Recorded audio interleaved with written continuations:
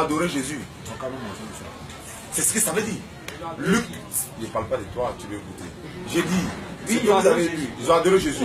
Pour eux, après s'être prosternés devant lui, il s'agit de prosternation, pas d'adoration. On se prosterne devant qui? Jésus s'est prosterné devant qui? Abraham se prosternait devant qui? Doucement. Jésus s'est prosterné devant qui? Dans Luc 6, 12. Je vous pose la question. Luc 6, 12. Lisez. Non, Jésus, on s'est prosterné devant qui? Dieu. Oui. Oui, Jésus, lui, s'est prosterné devant qui? Il s'est prosterné devant Dieu. Il est Dieu, non? Devant Dieu le Père, oui. Il est Dieu, non? Il est Dieu. Et puis il s'est prosterné devant? Devant Dieu le Père. Ok, donc tout le monde a compris, non? On continue. Donc on continue. Donc on va pas... Vous avez tous compris? On va aller là. Il y a mon frère qui va intervenir. Lui, il est venu avec nous exceptionnellement.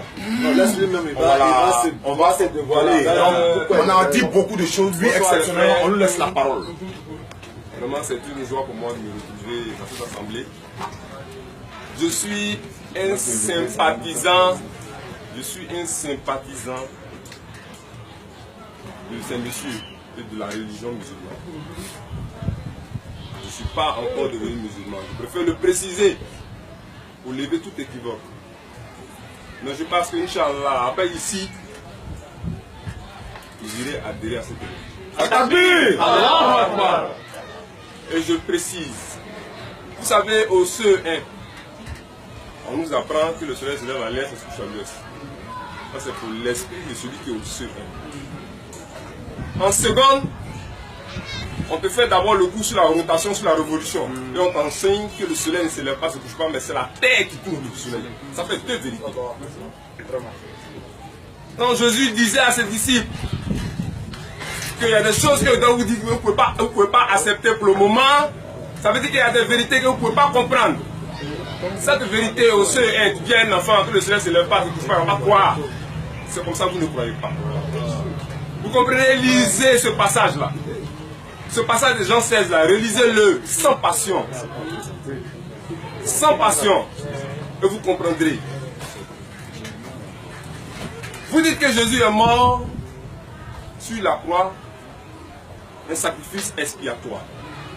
La logique aurait voulu que le tout premier péché pour lequel l'être humain a été maudit soit expié. L'être humain, l'homme a été maudit, il doit manger la sueur de son front. La femme doit souffrir avant d'accoucher. C'est pas le cas aujourd'hui. C'est le cas, mais c'est pas le cas. Très bien. À partir de ce moment, ce sacrifice expiatoire, c'est quoi? Ça conjugue quel péché? Écoutez, la religion musulmane est la suite de l'événement et de l'avènement de Jésus-Christ. Wow. La religion musulmane, quand déplaise à celui qui ne veut pas trop croire, la religion musulmane est la suite de l'événement. Parce que c'est un grand événement. Jésus est venu, et puis l'avènement de Jésus qui annonce, selon vous, un paraclet. Mais il personnifie ce paraclet. Si vous voulez, on va aller, dans les Anglais disent step by step, étape par étape, vous allez le lire. Et puis vous allez comprendre. Il personnifie ce paraclet dont vous parlez. Il dit il vous dira tout ce qu'il aura entendu de moi. Il me glorifiera. Il vous expliquera tout. Qui dit le surat sur le messager? Il dit je suis le messager explicite.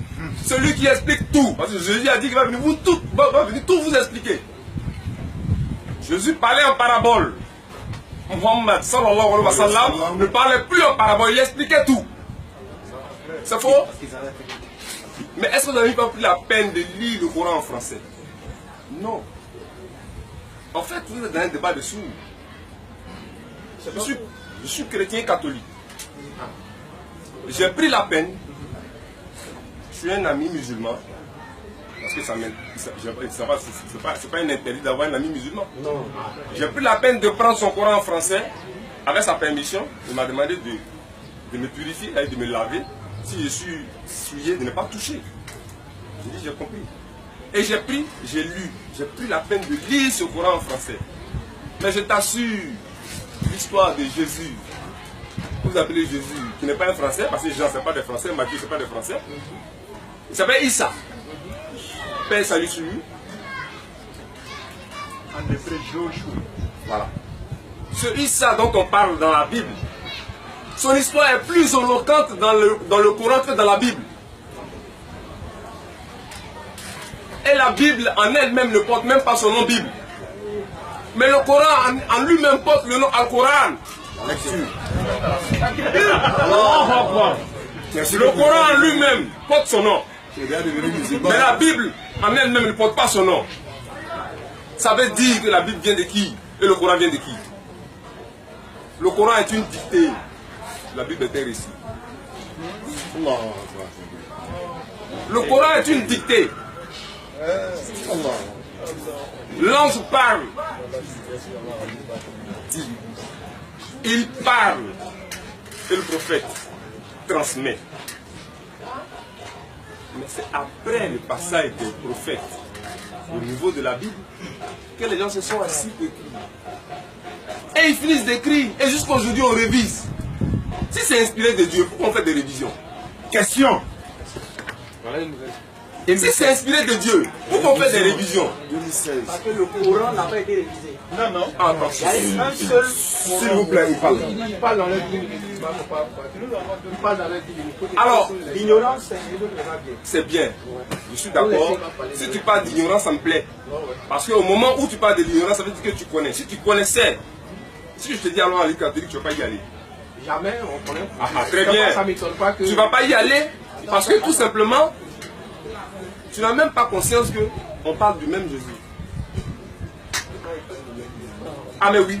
Mais tout musulman, quel que soit son courant, Vous savez, quel que soit son courant musulman, parce qu'il y a plusieurs courants musulmans, mais il y a une seule religion musulmane. Allahu Akbar. Que tu sois moudjahidine, que tu sois